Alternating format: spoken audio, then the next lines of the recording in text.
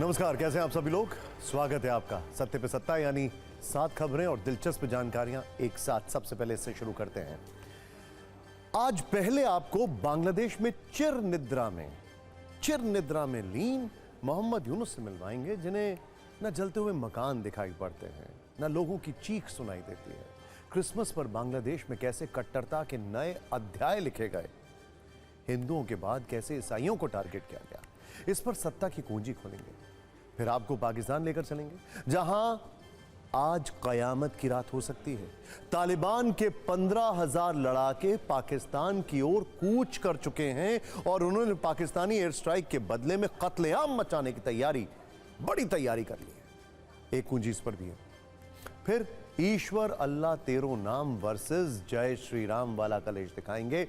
पटना में एक गायिका को क्यों महात्मा गांधी के भजन पर माफी मांगनी पड़ी, बदले में जय श्री राम के नारे लगाने पड़े, और इस पर कैसे सत्ता का कलेश शुरू हो गया, यह आपको जरूर देखना चाहिए। इसके बाद एक सियासी कुंजी दिल्ली वाली सियासी लड़ाई पर खोलेंगे, जिसमें आमने सामने है आम आदमी पार्टी और कांग्रेस, और बीजेपी को इस लड़ाई में मजे लेने का मौका मिल गया है। क्यों आम आदमी पार्टी ने कांग्रेस और बीजेपी के बीच मैच फिक्सिंग वाले आरोप लगाए, यह तो जरूर देखना चाहिए। एक बड़ी खबर संघ के मुखपत्र ऑर्गेनाइजर से जुड़ी हुई है, जिसमें संभल विवाद पर एक लेख छापा गया है। लेकिन यह लेख संघ प्रमुख मोहन भागवत के विचारों से मेल नहीं खाता है, क्योंकि इसमें लिखा है कि विवादित स्थलों का सही इतिहास जानना जरूरी है और संभल में शाही मस्जिद की जगह मंदिर था। आज प्रधानमंत्री मोदी ने दिल्ली के भारत मंडपम में राष्ट्रीय बाल पुरस्कार विजेताओं से मुलाकात भी की। आज राष्ट्रपति ने वीर बाल दिवस के अवसर पर 7 कैटेगरी में 17 बच्चों को राष्ट्रीय बाल पुरस्कार से सम्मानित किया। इनमें 7 लड़के और 10 लड़कियां शामिल हैं। और एक बड़ी खबर क्रिकेट के मैदान से है, जहां मेलबर्न टेस्ट का पहला दिन ऑस्ट्रेलिया के नाम रहा। बल्कि हमें कहना चाहिए कि मेलबर्न टेस्ट का भी पहला दिन ऑस्ट्रेलिया के नाम रहा। भारत के खिलाफ ऑस्ट्रेलिया ने पहले दिन 6 विकेट पर 311 रन बनाए।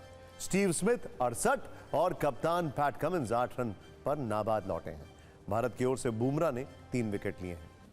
खैर, सत्ता में आज हम सबसे पहले आपको मोहम्मद यूनुस के मुल्क बांग्लादेश से आया क्रूरता का नया नोटिफिकेशन दिखाते हैं। और इसमें नोटिफिकेशन बेल नहीं है, इसमें नोटिफिकेशन की आग है, तबाही है, और ये तस्वीरें हैं। बांग्लादेश अब उस रास्ते पर निकल पड़ा है जिस पर कट्टरता और नफरत की प्रचुर मात्रा है, जहां जमाती और कट्टरपंथी बांग्लादेश के पुराने इतिहास को मिटाकर खून की स्याही से बांग्लादेश का नया रक्त रंजित इतिहास लिखना चाहते हैं। और बड़ी बात यह है कि नोबेल शांति पुरस्कार विजेता और अंतरिम सरकार के मुखिया मोहम्मद यूनुस ये सब कुछ बहुत शांति से देख रहे हैं। आज हमने बांग्लादेश से आई 3 बड़ी खबरों पर सत्ता की अलग अलग कुंजी तैयार की है, जिसमें दर्द है, दहशत है, कट्टरपंथियों के प्रति सत्ता का अथाह प्रेम है, और ऐसी तड़प है जो बांग्लादेश को एक दिन उसकी ही आग में जला देगी। देखिए, पहली कुंजी उन अल्पसंख्यक ईसाइयों के आंसुओं पर है, जिन्हें हिंदुओं के बाद बांग्लादेश में कट्टरपंथी नया निशाना बना रहे हैं। दूसरी कुंजी बांग्लादेश की उस सोच पर है जिसमें जिन्ना प्रेम वाले तराने बज रहे हैं। और तीसरी कुंजी यूनुस सरकार पर, जिसका दिल अब आतंकियों पर आ गया है, और कैसे सत्ता अब इन कट्टरपंथियों के आगे दंडवत है, यह भी देखेगा। पहले बात करते हैं कट्टरता के उस नए अध्याय की, जो क्रिसमस यानी 25 दिसंबर को बांग्लादेश में लिखा गया। अब तक आपने बांग्लादेश में हिंदुओं पर जुल्म और हमले वाली कट्टर सीरीज कई बार देखी होगी। बांग्लादेश कैसे हिंदुओं के लिए नया नरक बन चुका है, यह भी हमने आपको सत्ता में दिखा दिया है, जहां उन्हें सड़कों पर दौड़ा दौड़ा कर पीटा गया, घरों में घुस कर मारा गया, मंदिरों पर हमले किए गए। लेकिन अब उसी बांग्लादेश में जमातियों और हिंसा प्रेमियों के रेडार पर सिर्फ हिंदू नहीं है, बल्कि अल्पसंख्यक ईसाई भी हैं, जिनके घरों को क्रिसमस के दिन जला दिया गया। जिसके बाद सवाल यह उठ रहा है कि क्या बांग्लादेश में अब सिर्फ मुसलमान ही रहेंगे, क्योंकि अब इस मुल्क और उसकी सत्ता में बैठे लोग शायद इस बात पर आमादा हैं कि 90% मुस्लिम आबादी वाले बांग्लादेश में अब सिर्फ मुस्लिमों को ही चैन से रहने का हक है। यह सोच पाकिस्तान से भी आगे है। यह सोच अब अफगानिस्तान के तालिबान वाली होती जा रही है। इसका नया सबूत बांग्लादेश के एक नए जिले से आया है, जहां क्रिसमस के दिन ईसाइयों के 17 घर जला दिए गए। ईसाइयों पर जमातियों और कट्टरपंथियों का यह आतंक बांग्लादेश के बंदरबन में टूटा। बताया जा रहा है कि जब इन घरों को जलाया गया तो लोग पड़ोसी गांव में क्रिसमस मनाने के लिए गए थे और तभी मौका देखकर कट्टरपंथियों ने 17 घरों को फूंक दिया। और लोगों का यह भी दावा है कि कट्टरपंथी कई दिनों से उन्हें यहां से भगाना चाहते थे और इसके लिए धमकियां भी दे रहे थे। इसकी शिकायत भी की गई थी, लेकिन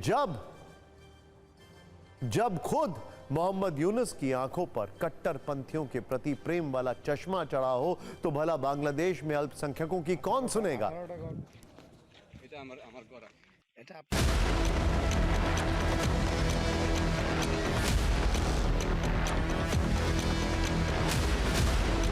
अब आपको यह दिखाते हैं कि कैसे मोहम्मद यूनुस और उनकी सरकार का दिल पाकिस्तान का नाम सुनकर जोर जोर से धड़कने लगता है। तस्वीरें तो आप देख ही रहे हैं। जब बांग्लादेश में शेख हसीना की सत्ता का तख्ता पलट हुआ था, तब पूरी दुनिया ने देखा था कि कैसे कट्टरपंथियों ने बांग्लादेश के पहले राष्ट्रपति शेख मुजीबुर रहमान का पुतला हथौड़े से तोड़ दिया था। देश के अलग अलग हिस्सों में लगी बंद बंधु की प्रतिमा को बुलडोजर से चूर चूर कर दिया गया था। और अब उसी बांग्लादेश में पाकिस्तान के संस्थापक मोहम्मद अली जिन्ना के सम्मान में जलसे हो रहे हैं और उन्हें बांग्लादेश का असली जनक बताया जा रहा है। कल मोहम्मद अली जिन्ना की 148वीं जयंती थी। इस मौके पर पाकिस्तान में तो जिन्ना प्रेम वाले तराने बज ही रहे थे और बजने भी चाहिए, लेकिन बांग्लादेश में भी मंगल गीत बजाए जा रहे थे। इसे लेकर ढाका के नेशनल प्रेस क्लब में जिन्ना की जयंती पर कार्यक्रम का आयोजन भी किया गया और इसी कार्यक्रम में यह कहा गया कि मोहम्मद अली जिन्ना की वजह से ही बांग्लादेश का वजूद है। इससे पहले 11 सितंबर 2024 को बांग्लादेश के इतिहास में पहली बार जिन्ना की बरसी मनाई गई थी। उर्दू में जिन्ना की शायरी पढ़ी गई थी। पिछले दिनों शाहबाज और यूनुस की धूर्त नीति वाली तस्वीरें सबने देखी। इसीलिए सवाल उठ रहा है, आखिर बांग्लादेश के मन में पाकिस्तान प्रेम उमड़ने के पीछे का एजेंडा क्या है। अब बांग्लादेश की तीसरी कुंजी में हम आपको यह बताते हैं कि कैसे यूनुस की सत्ता में अब आतंकियों और कट्टरपंथियों के लिए बम्पर वैकेंसी निकली है।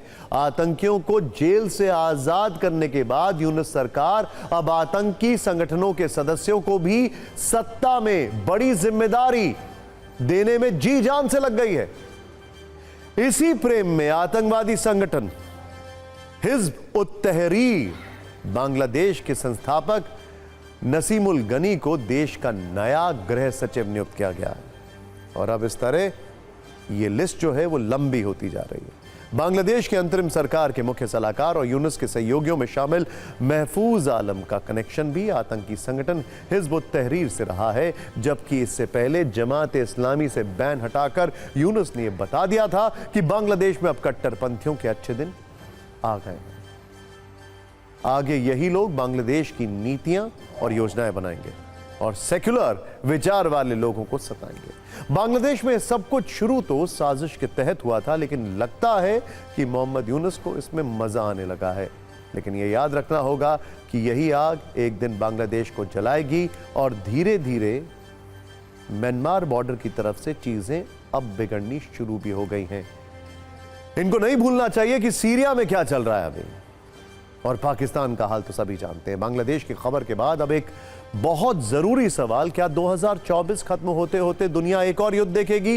यह सवाल इसलिए क्योंकि बांग्लादेश के नया बॉस बना पाकिस्तान तालिबान के खिलाफ युद्ध की सीमा रेखा पर खड़ा है और युद्ध की आग कभी भी भड़क सकती है।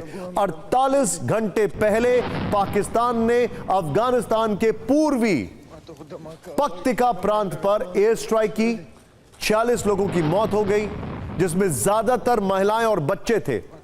इसके बाद दोनों देशों के बीच ठंडे पड़े दुश्मनी के शोले एक बार फिर भड़क उठे हैं और दोनों तरफ से युद्ध की तैयारियों का दावा किया जा रहा है। अफगानिस्तान की तरफ से हेवी डिप्लॉयमेंट है, पाकिस्तान की तरफ से पूरी तैयारी है।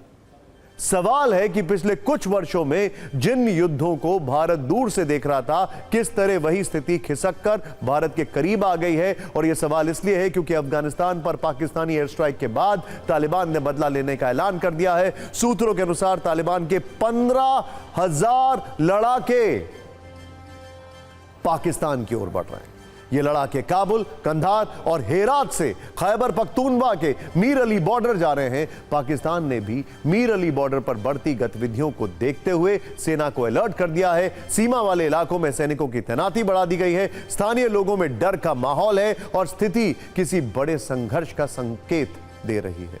दोनों तरफ से जिस तरह से बॉर्डर पर एक्शन हो रहा है, उससे युद्ध के मजबूत सिग्नल मिल रहे हैं।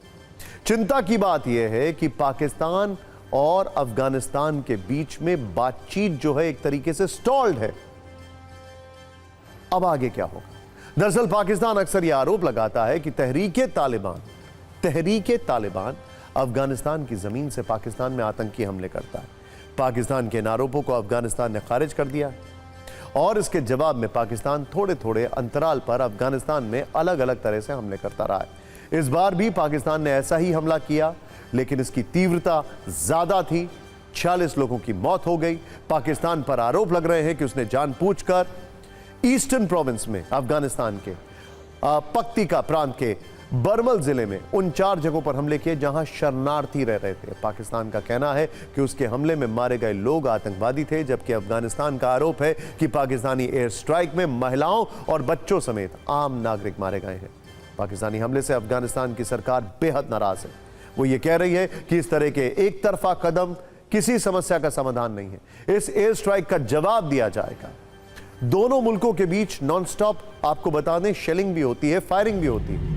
यहां यह समझना बहुत जरूरी है कि पाकिस्तान और तालिबान के बीच युद्ध जैसी स्थिति की जड़ में क्या है। दरअसल पाकिस्तान और अफगानिस्तान के बॉर्डर पर एक आतंकवादी संगठन है, तहरीके तालिबान पाकिस्तान। तहरीके तालिबान पाकिस्तान अफगानिस्तान में 2021 के तालिबान की वापसी के साथ ही तहरीके तालिबान पाकिस्तान मजबूत हुआ है। 2022 में इसने पाकिस्तान के साथ सीज फायर को एक तरफा तौर पर खत्म कर दिया था और पाकिस्तान पर हमले तेज कर दिए थे। पिछले कुछ महीनों में टीटीपी ने पाकिस्तान के कई सैनिकों और पुलिसकर्मियों की हत्या की है। पाकिस्तानी सेना जमीनी लड़ाई में तो तहरीके तालिबान पाकिस्तान से निपट नहीं पा रही है, लेकिन वो दम दिखाने के लिए एयर स्ट्राइक्स करती है। इस बार भी यही हुआ, लेकिन इस बार तालिबान फायरिंग वाले मूड में है और उद्घोष कर रहा है कि बदला जरूर लिया जाएगा।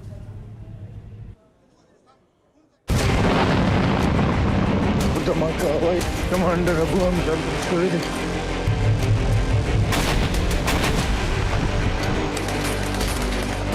सोचें और कल्पना करें, एक तरफ तहरीके तालिबान और दूसरी तरफ बलूचिस्तान।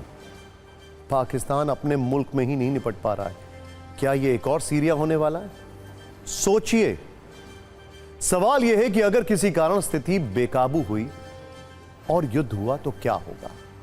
दोनों देशों की सैन्य ताकत की बात करें तो पाकिस्तान सैनिकों की कुल संख्या 6.5 लाख से ज्यादा है, जबकि अफगानिस्तान की सेना की बात करें तो अफगानिस्तान के पास 3 लाख से ज्यादा सैनिक हैं। वायुसेना में पाकिस्तान के पास 900 से ज्यादा विमान है। अफगानिस्तान की वायुसेना में के पास भी कोई खास ताकत नहीं। उनके पास जो भी एयरक्राफ्ट्स हैं या चॉपर्स हैं वो अमेरिका के छोड़े गए हैं। अफगानिस्तान के सामने जो सबसे बड़ी मुसीबत है वो ये है कि उसके सैनिक प्रशिक्षित नहीं हैं, लेकिन इनडिसिप्लिन होने के बावजूद वो फिदाइन की तरह काम करते हैं। हालांकि रिपोर्ट्स के मुताबिक अमेरिकी सेना ने अफगानिस्तान में लगभग $7 अरब के सैन्य साजो सामान छोड़े थे। इनमें सेना के हथियारों के साथ साथ सैन्य वाहन, ब्लैक हॉक हेलीकॉप्टर, A-29 लड़ाकू विमान, संचार और निगरानी में इस्तेमाल होने वाले उपकरण शामिल हैं। जबकि रूसी हथियारों का भी बड़ा भंडार अफगानिस्तान में है, जो अब तालिबानी लड़ाकों के कब्जे में है। और ये दोनों बातें पाकिस्तान के लिए सिरदर्द बन सकती हैं। वैसे भी कंगाली के बॉर्डर पर खड़े पाकिस्तान के लिए क्या युद्ध के बॉर्डर तक पहुंचना ठीक रहेगा? ऐसे में सवाल पाकिस्तान के पीएम शहबाज शरीफ और वहां की सेना को परेशान कर रहे हैं।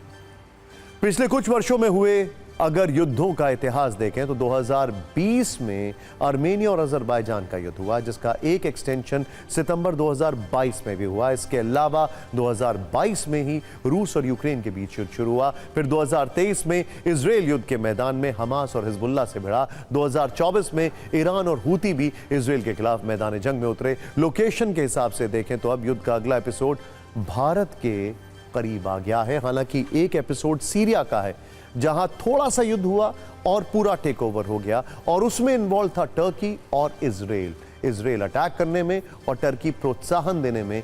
पाकिस्तान में कौन सा विदेशी मुल्क आएगा, सोचने वाली बात है। और क्या पाकिस्तान को बचाने के लिए चीन आएगा, यह उससे बड़ा सवाल है। यानी कि भारत के एकदम नजदीक अब एक और युद्ध आ रहा है। पाकिस्तान और अफगानिस्तान एक दूसरे पर बम बारूद बरसाने के लिए बेताब दिखाई दे रहे हैं। सत्ता की अगली खबर की जड़ में एक सवाल है, क्या राम और अल्लाह का नाम एक साथ लेना गलत है? यह सवाल इसलिए उठा है क्योंकि बिहार में महात्मा गांधी के भजन रघुपति राघव राजा राम ईश्वर अल्लाह तेरो नाम पर हंगामा हो गया। एक भजन गायिका को मंच से जय श्री राम के नारे लगाने पड़े। वहां मौजूद दर्शकों से माफी मांगनी पड़ी। फिर जाकर मामला शांत हुआ और कार्यक्रम दोबारा शुरू हुआ। दरअसल बिहार की राजधानी पटना में गुरुवार को पूर्व प्रधानमंत्री अटल बिहारी वाजपेयी की 100वीं जयंती पर एक समारोह का आयोजन किया गया था। इस दौरान भजन गाने के लिए देवी नाम की एक गायिका को बुलाया गया। देवी ने महात्मा गांधी का सबसे पसंदीदा भजन रघुपति राघव राजा राम गाना शुरू कर दिया। देवी ने जब भजन की लाइन ईश्वर अल्लाह तेरो नाम गाई तो सभागार में मौजूद करीब 60 से 70 युवा कार्यकर्ता नाराज हो गए। इसके बाद सभी अपने स्थान पर खड़े होकर जय श्री राम का नारा लगाने लगे। इस पर गायिका देवी ने कहा कि भगवान सभी के हैं और उनका उद्देश्य केवल राम को याद करना था। हालांकि इसका असर नहीं हुआ। आयोजकों ने बीच में हस्तक्षेप किया, लेकिन हंगामा नहीं रुका तो आयोजकों ने गायिका से सॉरी बोलने के लिए कहा, जिसके बाद गायिका ने मंच से माफी मांगी। उन्होंने कहा कि भगवान हम सभी के हैं, अगर आपके दिल को ठेस लगी है तो मैं सॉरी कहती हूँ। लेकिन इसके बाद भी लोग संतुष्ट नहीं हुए और नारे लगाते हुए बाहर निकलने लगे। इस पर देवी ने भी जय श्री राम का नारा लगाया। फिर जाकर कार्यक्रम आगे बढ़ा। एक बार सुनिए कि मंच पर क्या क्या हुआ। रघुपति राघव राजा राम पतित पावन सीताराम ईश्वर अल्लाह तेरो नाम सबको सन्मति दे भगवान अल्लाह तेरो नाम सबको सन्मति दे भगवान ईश्वर अल्लाह तेरो नाम सबको सन्मति दे भगवान ईश्वर अल्लाह तेरो नाम सबको सन्मति दे भगवान रघुपति राघव राजा राम पतित पावन सीताराम श्री रघुनंदन जय सिया राम जानकी बल्लभ सीताराम। देखिए, ऐसा है कि भगवान हम सबके हैं और मेरा कोई उद्देश्य राम को याद करने का था और इस राम सीता को याद किया हमने। हाँ, मेरे साथियों से निवेदन है, जय श्री राम, जय श्री राम। ये ऐसा है कि अपने इरादा इनका सही था, कृपया। अच्छा, एक जय श्री राम। सॉरी। हाँ, इस गाने से आपको कोई भी, मुझे लगता है कि हर्ट होने की जरूरत नहीं है। अगर आप हर्ट हुए हैं उसके लिए मैं सॉरी कहना चाहती हूँ। एक मैं छठ लगा देती हूँ। एक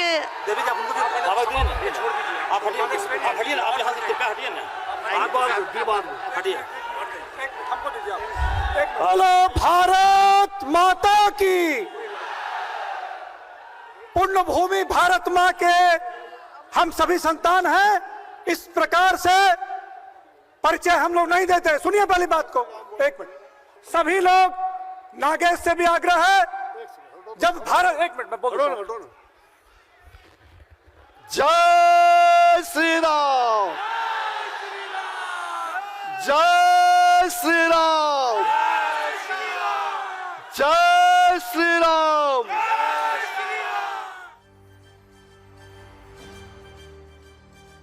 यकीन मानिए, कुछ लोगों का कहना है कि इस लाइन को बार बार दोहराया जाए तब जाकर कुछ हो पाएगा।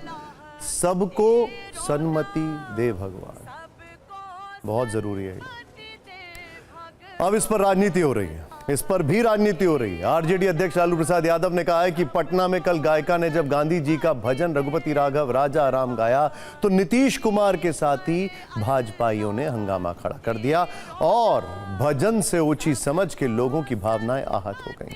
एक बार उस कार्यक्रम के हंगामे वाले हिस्से का पूरा वीडियो देखिए, फिर आपको यह बताएंगे कि महात्मा गांधी के भजन और रघुपति राघव के पहले ओरिजिनल वर्जन में अंतर क्या है। ईश्वर अल्लाह तेरो नाम।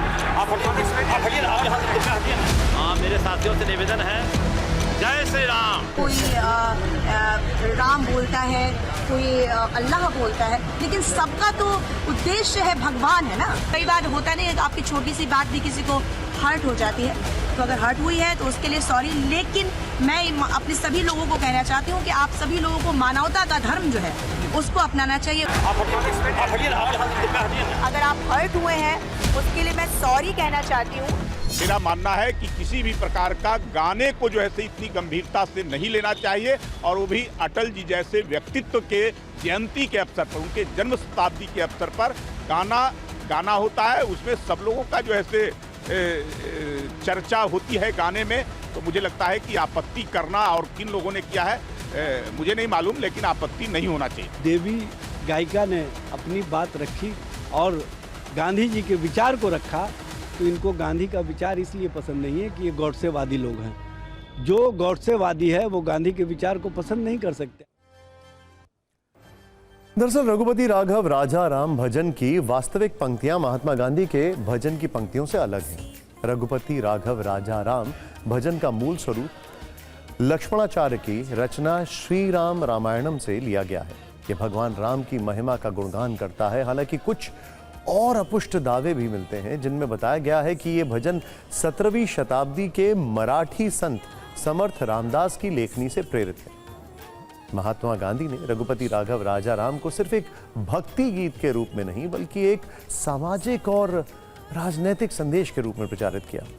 धीरे धीरे महात्मा गांधी का यह भजन जो है वो भारत से बाहर भी उनकी विचारधारा का प्रतीक बनकर लोकप्रिय हुआ। पंडित विष्णु दिगंबर पलुस्कर ने इस भजन को संगीतबद्ध किया था, जिससे यह आम लोगों के बीच लोकप्रिय हुआ। 1920 के दशक की शुरुआत में यह भजन गांधी जी की प्रार्थना सभाओं का हिस्सा बना। साबरमती आश्रम में पहली बार इसे गाया गया था। ये प्रार्थना सभाएं सामाजिक और राजनीतिक संदेश देने का माध्यम थी। 1930 में दांडी यात्रा के दौरान सत्याग्रहियों ने इस भजन को गाया, जिससे यह भारत के ग्रामीण और शहरी लोगों के बीच लोकप्रिय हुआ। इस भजन का स्वतंत्रता संग्राम के दौरान व्यापक प्रचार हुआ। गांधी जी इसे सामूहिक सभाओं में गाकर एकता और शांति का संदेश देते थे। 1931 के गोलमेज सम्मेलन में हिस्सा लेने के लिए जब गांधी जी लंदन गए तो रघुपति राघव राजा राम उनके भाषणों और प्रार्थना का हिस्सा बना। ब्रिटेन के मीडिया में इस भजन का उल्लेख किया गया। इस भजन में आधिकारिक रूप से बड़ा बदलाव 1930 के दशक में हुआ, जब वर्धा के सेवाग्राम आश्रम में इस भजन को सर्वधर्म संभाव का प्रतीक बनाया गया। वहां गांधी जी ने ईश्वर अल्लाह तेरो नाम जैसी पंक्तियां इसमें जोड़ी थी और इसे प्रार्थना सभाओं का हिस्सा बना दिया। लक्ष्मणाचार्य की मूल पंक्तियों में रघुपति राघव राजा राम, पतित पावन सीताराम, सुंदर विग्रह मेघश्याम, गंगा तुलसी शालीग्राम, जबकि महात्मा गांधी के भजन में रघुपति राघव राजा राम, पतित पावन सीताराम, ईश्वर अल्लाह तेरो नाम, सबको सन्मति दे भगवान। इस तरह एक भक्ति गीत से यह हिंदू मुस्लिम सौहार्द वाला भजन बना। 1947 में स्वतंत्रता के समय गांधी जी के सिद्धांतों और उनके नेतृत्व की दुनिया भर में खूब प्रशंसा हुई और इसके साथ ही अहिंसा और सत्याग्रह के प्रतीक के रूप में रघुपति राघव राजा राम की कीर्ति फैलती चली गई। 1948 में गांधी जी की हत्या के बाद उनकी स्मृति में आयोजित अंतर्राष्ट्रीय कार्यक्रमों में इस भजन को गाया गया।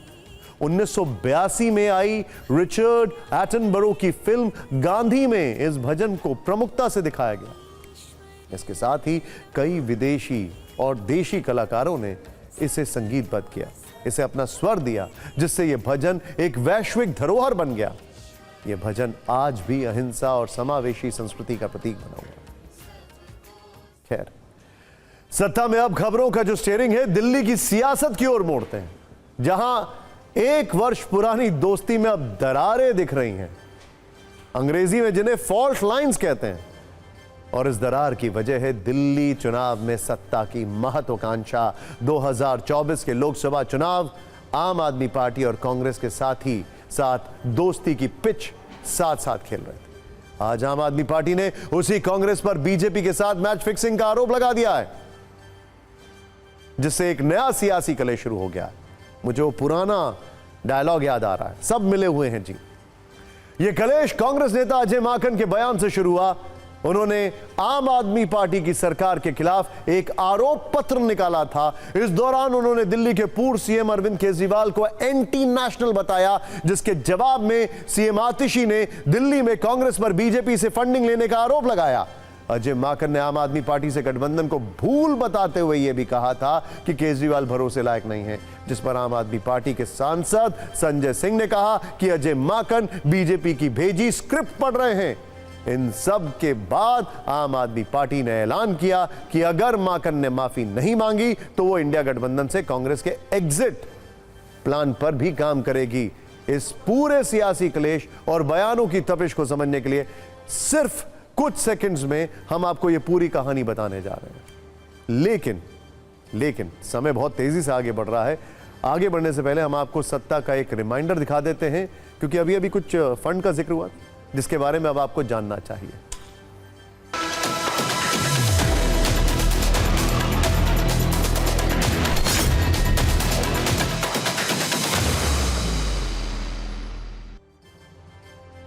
अब दिल्ली की राजनीति में किसने किसको फंड दिया, यह चर्चा तो खूब चल रही है, लेकिन चलने देते हैं। लेकिन हां, किसको कितना फंड मिला यह बात करते हैं। आज के रिमाइंडर में हम राजनीतिक दलों को मिले चंदे के हिसाब किताब की बात करेंगे। इसको लेकर चुनाव आयोग की वार्षिक कंट्रीब्यूशन रिपोर्ट आ गई है, जिसमें किसी भी दल को मिले 20,000 रुपए से ज्यादा के चंदे की जानकारी होती है। इस रिपोर्ट के कुछ हाइलाइट्स आपके लिए तैयार किए गए हैं।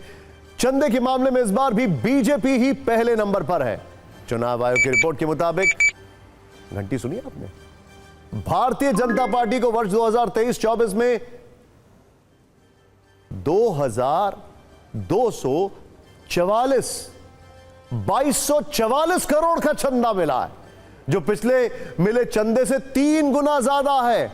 इस तरह कांग्रेस को 289 करोड़ रुपए का चंदा मिला है, जबकि पिछले वर्ष कांग्रेस को 80 करोड़ रुपए मिले थे। सबको चंदा ज्यादा मिल रहा है। यहां आपको एक जरूरी बात बता देते हैं कि इन आंकड़ों में इलेक्टोरल बॉन्ड से मिला चंदा शामिल नहीं है, क्योंकि इलेक्टोरल बॉन्ड से मिले चंदे की जानकारी कंट्रीब्यूशन रिपोर्ट में देना राजनीतिक दलों के लिए जरूरी नहीं है। लेकिन कुछ पार्टियों ने अपवाद के तौर पर इलेक्टोरल बॉन्ड से मिले चंदे की भी जानकारी दी है, जिनमें के चंद्रशेखर राव की बीआरएस और वाईएसआर कांग्रेस शामिल है। बीआरएस को कुल 580 करोड़ का चंदा मिला है। देखिए कितनी तेज घंटी बजने लग गई। जिनमें इलेक्टोरल बॉन्ड से करीब 495.5 करोड़ रुपए मिले हैं। वहीं वाईएसआर कांग्रेस को कुल 184 करोड़ का चंदा मिला है। इसमें इलेक्टोरल बॉन्ड का कंट्रीब्यूशन 121.5 करोड़ रुपए है। बीआरएस को कांग्रेस से ज्यादा चंदा मिलने पर जो चर्चा हो रही है, उसके पीछे की वजह इलेक्टोरल बॉन्ड से मिला चंदा है। इस रिपोर्ट में कुछ दूसरी पार्टियों को मिले चंदे के आंकड़े भी दिलचस्प हैं। आम आदमी पार्टी का चंदा पिछले वर्ष के मुकाबले घटा है और उसे 11 करोड़ रुपए चंदा मिला है। वहीं सीपीआईएम को 7.5 करोड़ से थोड़ा सा ज्यादा चंदा मिला है। टीडीपी को 100 करोड़ और डीएमके को 60 करोड़ रुपए का चंदा मिला है। टीएमसी को 6 करोड़, समाजवादी पार्टी को करीब 47 लाख रुपए का चंदा मिला है। दिलचस्प बात यह भी है कि बहुजन समाज पार्टी को 47 लाख का, I am sorry, I stand corrected, lakh रुपए का चंदा मिला है। दिलचस्प बात यह भी है कि बहुजन समाज पार्टी और बीजेडी दोनों ने 20,000 रुपए से ज्यादा का कोई भी चंदा ना मिलने की जानकारी दी है। उफ, अब ये इस खबर के लिए था या किसके लिए था हम बताते हैं। ये हूटर इसलिए है कि अगला शो आने वाला है। हमारी रील्स को खूब शेयर करिए। अभी दीजिए इजाजत, नमस्कार।